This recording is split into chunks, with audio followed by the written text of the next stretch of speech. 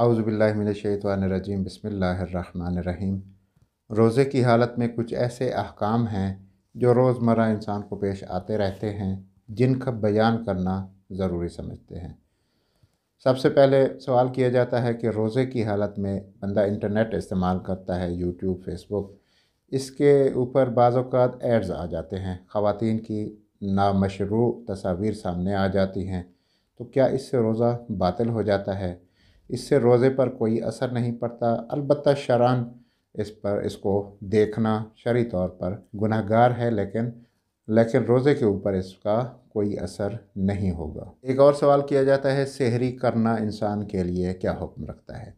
सहरी करना इंसान के लिए कोई ज़रूरी नहीं है, मुस्तहब है। रिवायात में मिलता है मुस्तहब है। इसका खाना, सहरी का खाना सवाब का बायस है।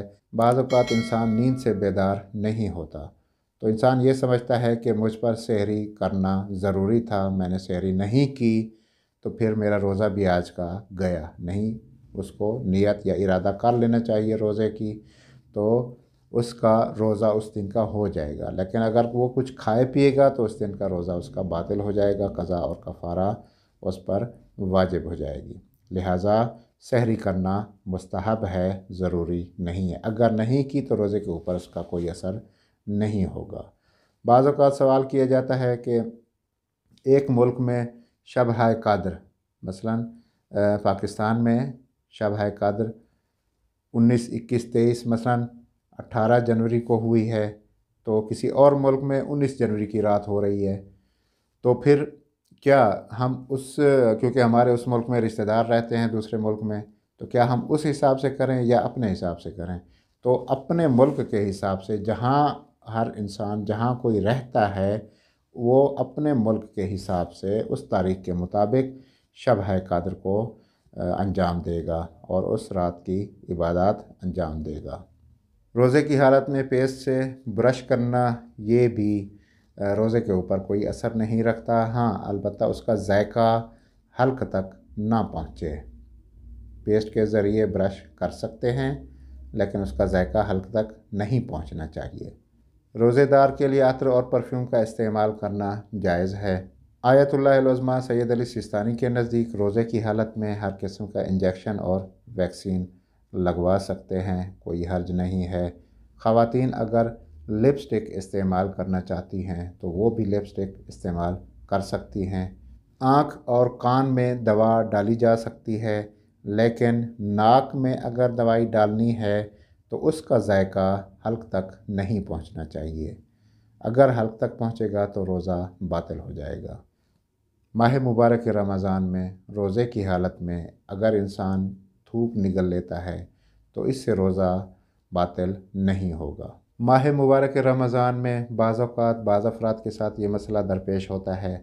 बाज़ औक़ात ये होता है कि इंसान सुबह की नमाज के बाद जब उठता है, सुबह की अज़ान के बाद जब उठता है तो उस पर गुस्ल वाजिब होता है, तो वो ये समझता है मैंने सहरी नहीं की तो इसलिए मुझे सहरी कर लेनी चाहिए। या बाज़ औक़ात ये होता है कि 5 मिनट या 10 मिनट का टाइम होता है तो वो बेदार होता है और उस पर गुस्ल भी वाजिब हो जाता है। ये इंतहाई अक्सर लोगों के साथ पेश आता है और इंतहाई अहम मसला है, ज़रूर तवज्जो कीजिएगा।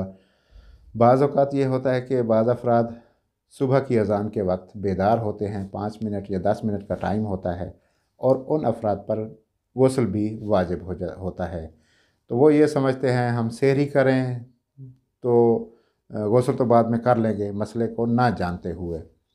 तो उनके लिए सहरी करना पहले भी बता चुके हैं कि सहरी करना मुस्तहब है, वाजिब नहीं है। सहरी को तर्क करें और अपने गुस्ल को अंजाम दें ताकि आपका आज का रोज़ा ख़त्म ना हो जाए, बातिल ना हो जाए।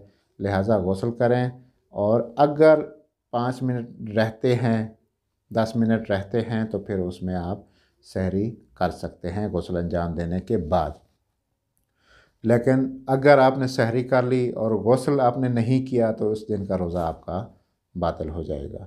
लिहाजा ये पैगाम जितना हो सके सब लोगों को बताना चाहिए और शेयर करना चाहिए। अगर टाइम की कमी की वजह से आप गुस्ल कर रहे हैं तो बग़ैर कुछ खाए पिए और बग़ैर सहरी के نیت کر سکتے ہیں اسی دن کے روزے کی۔ وہ خواتین جو حاملہ ہیں اور ولادت کے ان کے بچے کی ولادت کے ایام بالکل نزدیک ہیں یا 8واں اور 9واں مہینہ ہے، تو ان کے لیے روزہ رکھنا اگر اس خاتون کے لیے یا بچے کے لیے ضرر کا باعث ہے، وہ قابل برداشت نہیں ہے، تو پھر اس دن کا روزہ وہ قضا کر سکتی ہیں، بعد میں قضا کر لیں، اور اس ایک روزے کے بدلے ان کو 750 گرام آٹا، گندم یا جو وغیرہ اناج میں سے کوئی چیز دینی پڑے گی کفارے کے طور پر۔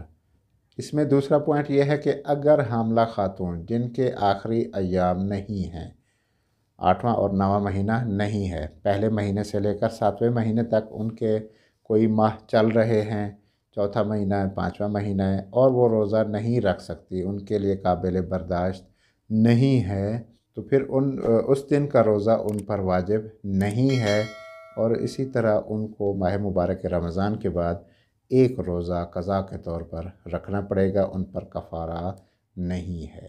السلام علیکم ورحمۃ اللہ وبرکاتہ۔